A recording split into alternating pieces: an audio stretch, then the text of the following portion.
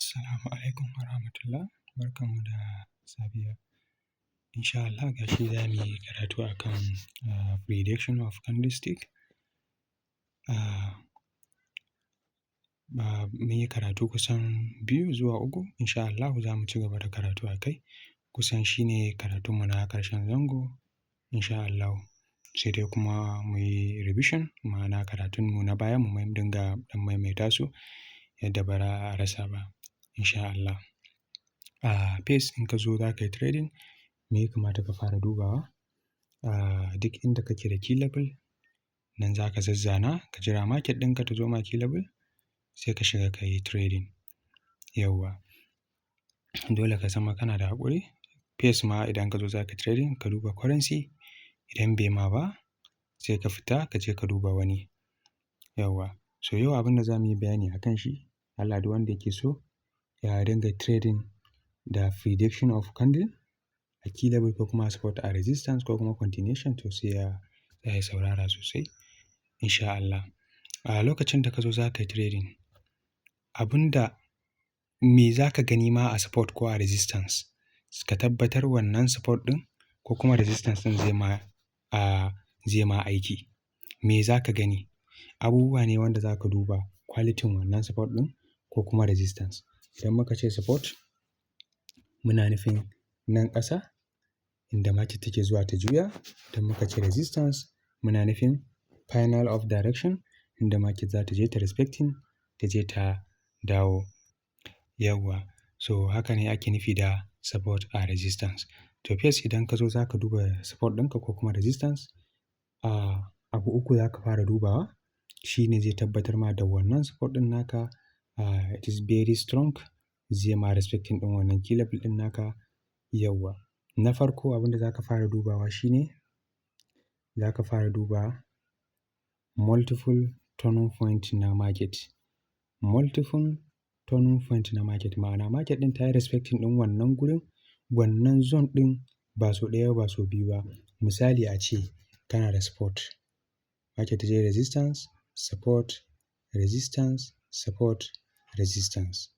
So ka ga nan gurin gaba ɗaya wannan zone ɗin shi ake kira da multiple turning point na market. Ma'ana market ta respecting ɗin wannan gurin so da yawa, ko kuma resistance ka samu turning point na market da yawa, shi ake ce ma strong respecting area. Strong respecting area. Abu na biyu kuma menene? Abin da za ka fara dubawa shi ne abu na biyu. Market ɗinka a wannan support ɗin da aka samu na multiple turning point na market, ya zama cewa market ɗinka ta tashi ma da marabuzu candle. Ma'ana market ta tashi da marabuzu. An gane? Wane candle ne marabuzu? Za mu zo kan shi sai mu yi bayani insha Allah. Sannan abu na 3, me za ka fara dubawa? Abu na 3 quality wannan key level ɗin naka. Za ka duba kuma market ɗinka ta tashi ma daga wannan key level ɗin da momentum. Momentum, wasu da yawa sun san in na ce momentum, dogon candle ne. Yawwa. Dogon candle shi ne momentum, shi ake nufi da momentum.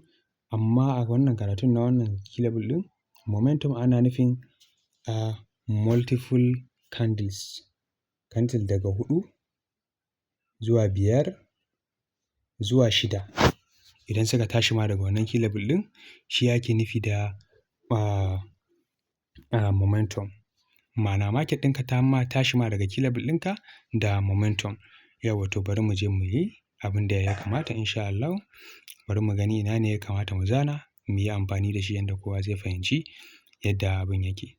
Za mu fara zana wannan key level ɗin tunda shi ne minor support namu, ko mu ce shi ne support ɗin da za mu yi aiki da shi.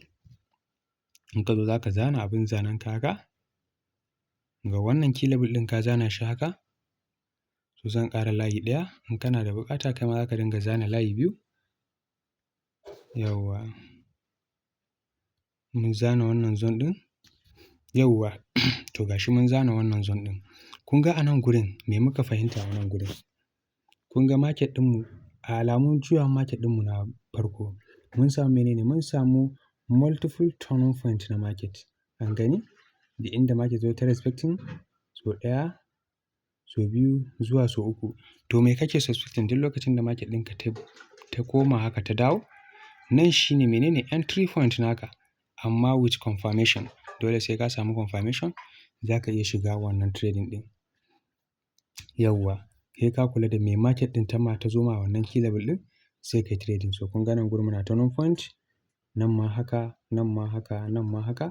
To duk lokacin da market ɗinmu ta dawo wannan zone ɗin, muna suspecting me?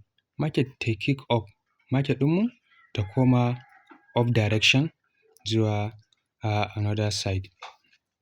Yawwa. Idan muka je baya ma ƙila za mu iya ganin wani turning point na market ɗin. In dai ka zo ka ga market ɗinka ta ma respecting wannan key level ɗin. So kun ga nan ma muna da wani turning point na market. Yana ɗaya daga cikin alama na farko da za ka fara gane key level ɗinka zai ma aiki. Ka zo ka yi haƙuri ka duba wannan turning point ɗin. In har target ɗinka ne key level ɗin zai ma aiki idan har ka duba kana da multiple turning point na market. Wasu suna amfani kawai da juyawan candle guda ɗaya. Market idan ta zo haka suna cewa market za ta respecting. Ba ta cika yin respecting ba, sai ta breaking. Kamar abin da ya faru a nan gurin. Idan kun kula, ai nan ɗin za a iya kiran shi key level ko ba haka ba. To ga shi market ɗin da ta zo nan. Market ɗin da ta zo haka ta breaking, ta dawo ta ƙara breaking. Kun gani? An gani? To yanzu tunda market ta breaking ta fara respecting ɗin wannan small key level ɗin, to da shi za ka je ka yi amfani. Ka kula dole sai market ɗinka ta ma multiple touching na wannan zone ɗin. Yawwa, mun samu alama na biyu na confirmation na key level. Yawwa. Sannan za ka zo sai ka duba kamar yadda na ce maku market ɗinka za ta tashi ma da menene alama na biyu wanda za ka tabbatar market ɗinka za ta ma reversal trade a wannan zone ɗin. Menene alama na biyu? Muka ce marabuzu. Marabuzu yana ɗaya daga cikin candle da za su tabbatar ma da nan key level ɗin akwai bias. Akwai bias, shi yasa nake cewa duk inda aka samu weak na sellers to entry ne na bias. Duk inda aka samu weak na sellers entry ne na bias. Kaga kamar nan gurin an samu weak na bias, to zai iya zama menene entry ne na sellers. Duk lokacin da market ta zo haka, duk lokacin da market ta zo kamar nan gurin yadda market ɗin ta zo kana suspecting za ta yi respecting ɗin nan key level ɗin ta koma. To duk lokacin da ta breaking ta dawo haka kana suspecting ɗin ta koma down saboda wannan entry point ɗin na sellers. Yawwa, so wannan shine yadda ake amfani da key level. To wane candle ne momentum? Momentum wannan candle ɗin da market ɗinka za ta tashi ma da shi. Na zuwa? Wannan candle ɗin da market ɗinka za ta tashi ma da shi very long candle. Very long candle daga cikin key level ɗinka. An gani? Wannan candle ɗin shi ake kira da marabuzu. Marabuzu candle yana ɗaya daga cikin strong da zai ƙara fahimtar da kai cewa wannan key level ɗin akwai bias masu ƙarfi.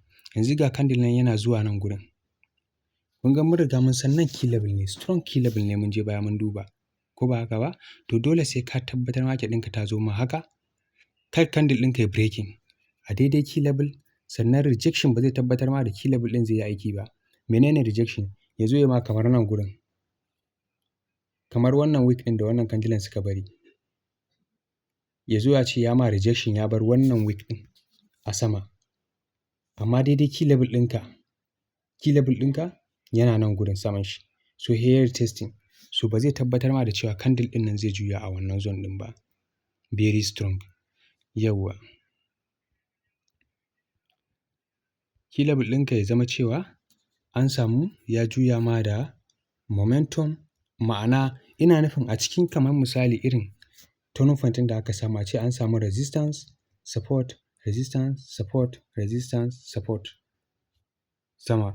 To a irin nan gurin da aka samu turning point na market, ya zama cewa a cikinsu akwai inda aka samu momentum ya juya ma da candle, ma'ana an samu long candle momentum da ya very kick off baya suka shiga very strong.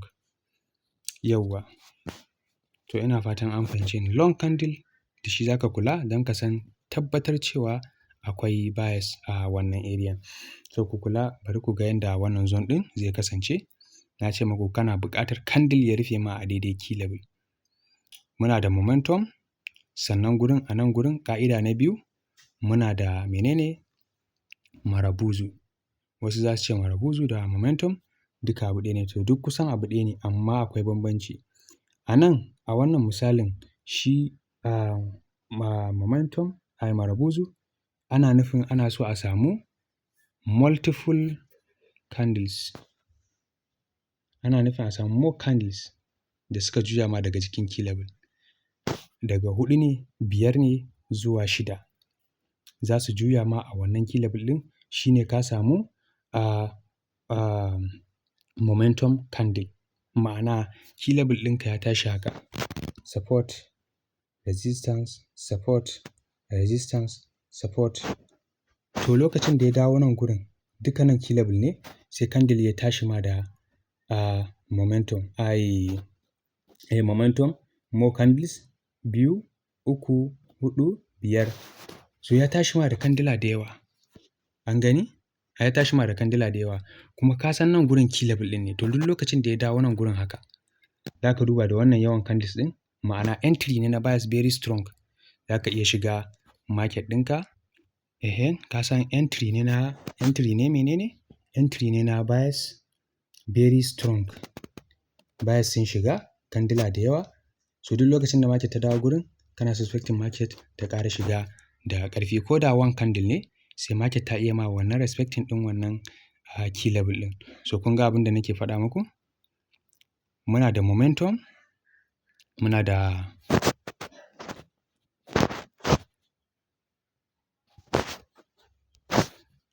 da marabuzu a wannan key level ɗin. Wannan candle ɗin kun gani? Ga ɗaya ya zo ya rufe mana a daidai key level. To za ka jira sai ka samu confirmation. Immediately ba wai candle da ya zo ma jikin key level ba ne, za ka shiga trade. To tun da ka san nan key level ɗinka ne, ka ga wannan candle ɗin ya ma aiki. Ya ma aiki a jikin key level ɗin. Ka gani?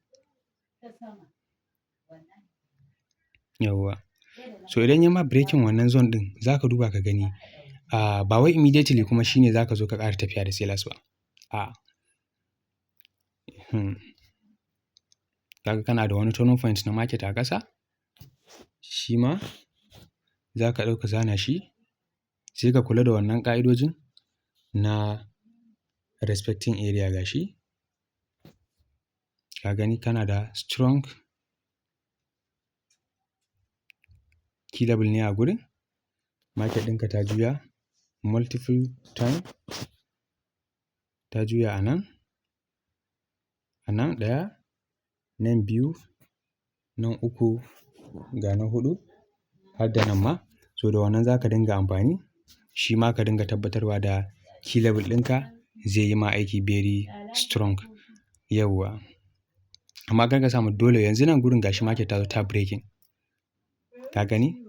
Za ta respecting ɗin wani key level ɗin ne. Inda ka zana kai dan ya zo ya breaking, dama suspecting kake yi. Gurin ka san strong key level ne kuma zai ma aiki a wannan gurin. Yawwa, kamar nan da muka zana, ai gashi market ɗin da ta zo ta mana respecting na one candle a gurin. So amma ba shi yake baka damar immediately tunda market ɗinka ta ma wannan ba. Ka ga down direction ne market ɗin. Ta ma wannan kawai direct kana buɗewa ka je da sellers. Za ka faɗi in kai haka. Dole ka jira wannan candle ne ya zama green candle, sai ka juya da bias ɗin. So ina ga karatun da za mu yi kenan insha Allahu. Sannan za mu zo mu yi prediction of candlestick, ranging market da kuma trending market. Ma'ana market ɗin da take higher high ko kuma market ɗin da take lower low.